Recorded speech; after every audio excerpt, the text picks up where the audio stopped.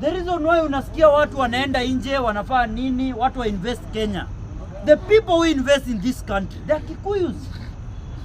Wamekataa kutoa pesa yao, ama ujui? Hakuna Mjaluo anawekelea 2 billion, hakuna. Ati anaamua ati afungue kampuni saa hii, hakuna. Hata Muhindi hakuna. Ni Mkikuyu ndiye ana hiyo muscle saa hii.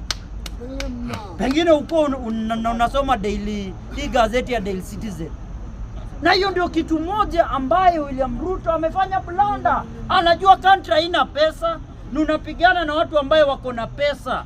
Wamefanya nini? Wamesema hata wametoa pesa kwa treasury. Wamethrow pesa zao. Wakasema tunaweza kaa 10 years bila kufanya biashara. Na wataka. Nani ataumia?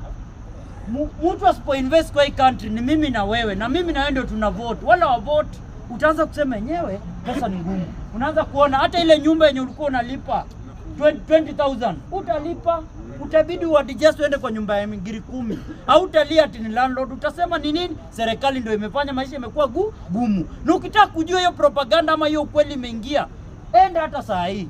Wacha hao watu, wachana nao wakora wajivanji wenye wanapiga makofi tunasema serikali iko sawa. Enda ushago. Hata Raila ameingia kwa serikali, lakini kuna wamama wanakuambia hapana, mambo yetu haiko sawa. Ama ni mimi peke yangu naambiwa? Hiyo ndio fact ya ukweli. Na inaweza kuwa pengine watu wanakosa kuambia watu si William Ruto ndio mwenye amefanya hiyo.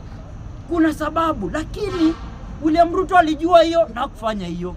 The third thing yenye William Ruto amefanya, mimi najua asa hii tunaongelea ako nje, ni kuallow the Mount Kenya mafia kushikana na wale maskini. Aje of late si tulikuwa tunajua Gachagua ni ndio the most unpopular in Central. Hata tukikampeni hakuwa popular.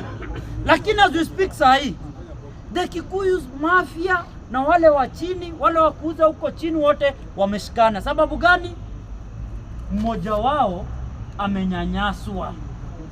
Na ukitaka kujua hiyo kitu ilikuwa na impact, hata hapa bunge tu. Hata ule mtu mwenye unadhani ni kwamba alikuwa anachukia Gachagua, siku yenye walimpeach tu Gachagua, sura ilichange. Unaona mtu amekasirika unashinda. Hata town ilikuwa na kabaridi kengine unafeel tu. Enda kwa hoteli, enda penye Wakikuyu na kwa hoteli. Hiyo ni blanda yenye tulifanya sana kuunganisha Uhuru Kenyatta, the Mount Kenya mafia na wale watu ambao walikuwa wanatupigia makofi ambao walikuwa wanaitwa hustler. Na Mkikuyu akishikana mwenye ako na pesa na ule Mkikuyu wa chini anahitaji tu kabila moja kwa presidency. Na kwa sasa hivi yenye naona ameanza kushika mkamba.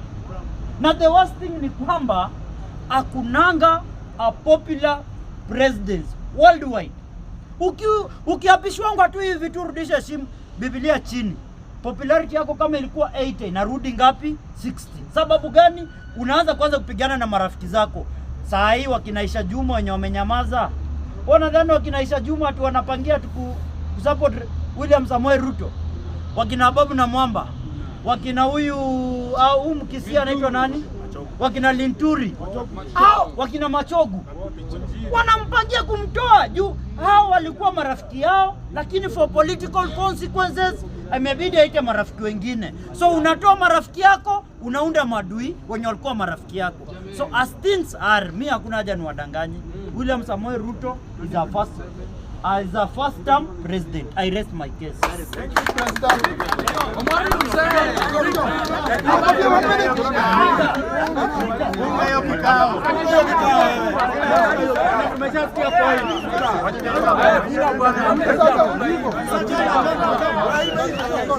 So we are done. Thank you, President.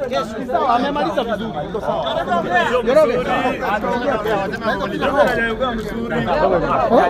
Na huko kwa grupu yetu. Kwa sababu nyati.